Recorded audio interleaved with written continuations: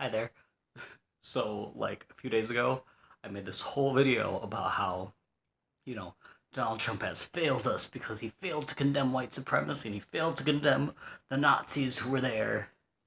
And then, like, immediately after I posted that, he, like, made a statement saying, we don't tolerate white supremacists, white nationalists, Nazis. We all worship the same Almighty God, so we're all equal.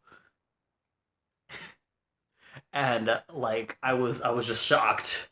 I I just felt this whole like, oh my god, maybe what everybody has been telling me has been right. Maybe he's not really racist, and that's just my perception. Then like 12 hours later or whatever, then he reaffirms that, oh no, it's not the Nazis that were bad people. There was bad people on many sides, and he like brought it up again and blamed counter anti-racist protesters for promoting the same violence as white supremacists. So yeah, I almost made a reply video, but I'm glad I waited. Because now it makes everything that I said still relevant because he basically took back what he said. Oh yeah, so I I hope he I don't know. I hope everybody can just see now that, well, no, I know people can't see. Okay, here's the difference. When you're fighting for a white ethno state that is completely different than, Black Lives Matter. It is completely, because Black Lives Matter is a peaceful movement, and even though people within that movement have, like, hurt policemen and whatever, you know what Black Lives Matter does? Black Lives Matter is an organization with people in it, and the people within Black Lives Matter will be like, no, that's not okay. That's a tragedy. We shouldn't hurt people. But when white supremacists drive a car into counter protesters and literally kill somebody who's against racism, then they're going, "Oh, this is a great thing. We have promoted violence." They're all celebrating and they're all saying that this isn't the end of the violence. And when you fail to see something like that, you gotta realize that at one point it's your own bias that's not letting you see what is actually happening. You know, I think it's really easy for a lot of people to go, "Oh, Black Lives Matter is an anti-police violent organization that is coming out to make white people minorities and kill all white people." But it's not true. I think it's really easy. When you're a majority group that watches Fox News and their Fox News is telling you that Black Lives Matter is evil and that they're doing evil things, and you have all your friends telling you the same thing, and you just start believing it, and you don't like actually pay attention to what actually happens,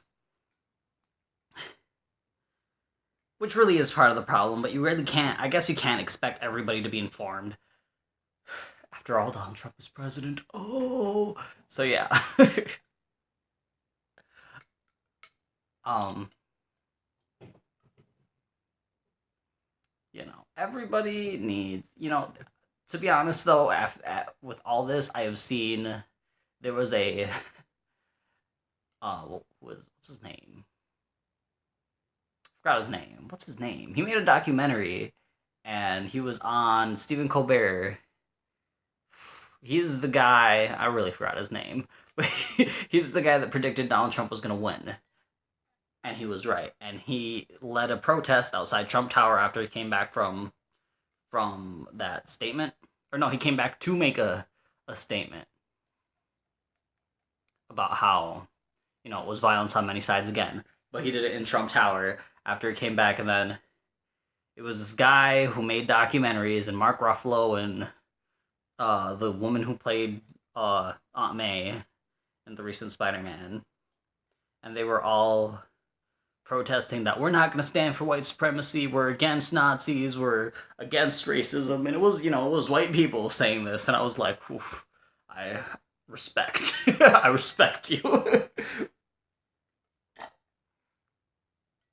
So it's been encouraging because when Donald Trump got elected, I felt really I felt really discouraged. I felt a lot like all my white friends were like turning against me. And I know that's not actually the case, but not everybody really sees this one.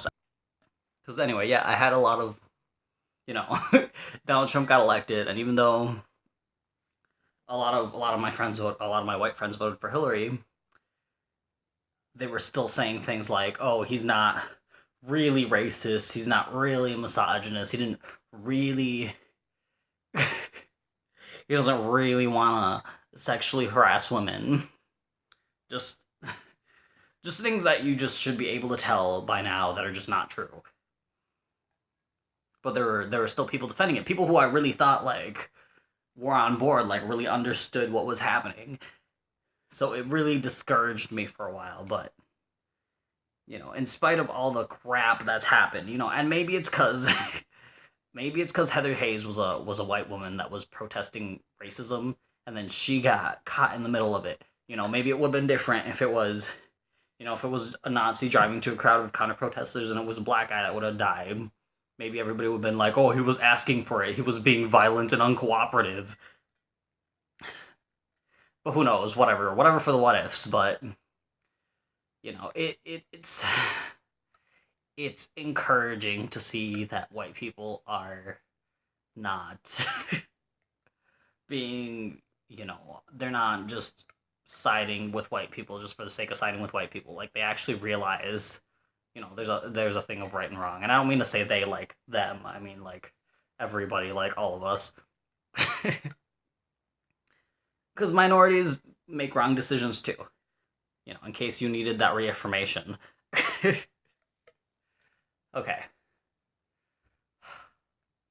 I think that's all I have to say. So have a good night and have a good day. Whenever you watch this. Bye.